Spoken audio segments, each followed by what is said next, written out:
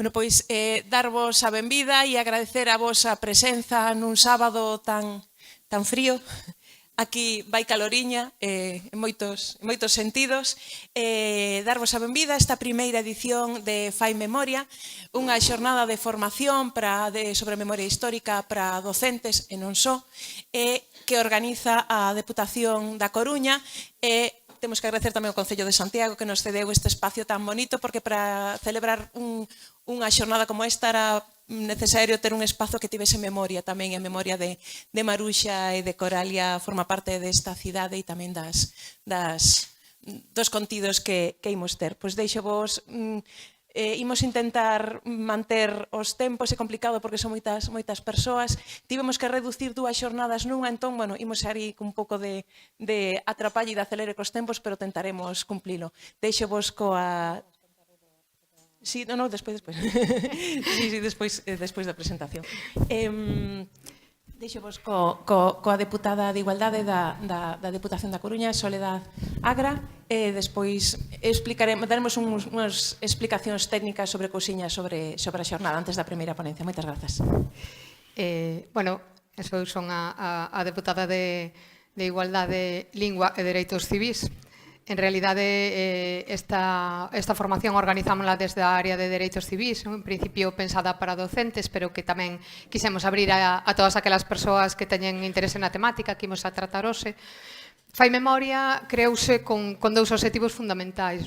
Por un lado, dotar de recursos, ideas, iniciativas e propostas de actuación que se podan implementar nos centros educativos, era o noso maior interés, para que el profesorado que sexa sensible á necesidade de traballar co alumnado aspectos e persoas da nosa historia que se invisibilizaron, non?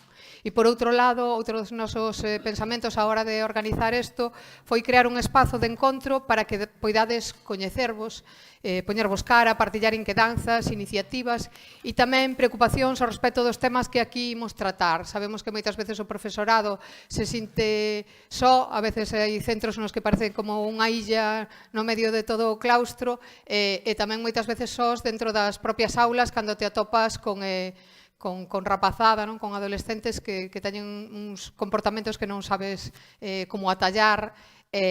Bueno, queríamos tamén que nestas jornadas poderamos compartir ese tipo de situacións, non? E que poderamos darnos ideas uns aos outros. Eu son psicóloga, traballo nos centros educativos desde un CIM, pero dando formacións tamén moitas veces nos institutos e tamén me atopo con este tipo de cousas, por eso que tamén era unha preocupación propia e que tiña ganas de montar isto para que o poderamos falar entre todos, non?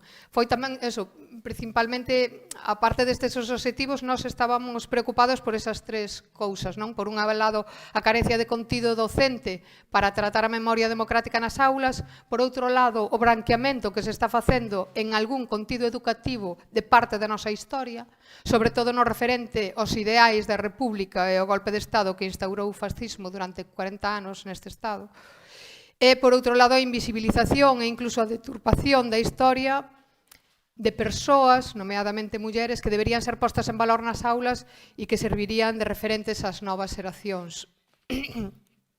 A Deputación non ten capacidade legislativa, pero desde esta área de Lingua, Igualdade e Dereitos Civís que xestiono, consideramos o noso deber promover actividades que axuden a mellorar a sociedade, que reforcen os valores de convivencia, liberdade e igualdade, e asistimos con moita preocupación á deriva social da intransixencia, dos discursos de odio, dos movementos racistas, homófobos, LGTBI-fóbicos e fascistas que ocupan algúns discursos políticos e que se trasladan aos medios de comunicación, ás redes sociais, ás actitudes e opinións e de cada vez máis xente nova e dai ás aulas, non? Onde moitos docentes, como decía, se atopan só, sen apoio, sin recursos e sin estrategias para facerlles fronte.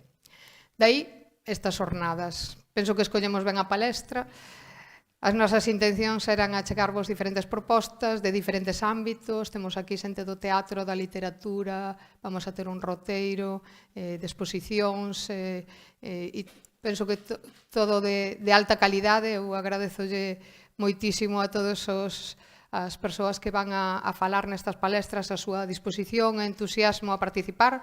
sobre todo tamén o personal do Instituto Xosé Neila Viras da Coruña, do Sánchez Cantón de Pontevedra e da Asociación Alexandre Bóveda que veñen a contarnos iniciativas que se puseron en marcha, non? E que tamén nos poden dar un pouco unha conta de como que acollida tiveron e que dificultades atoparon para que eso tamén nos serpa de referencia.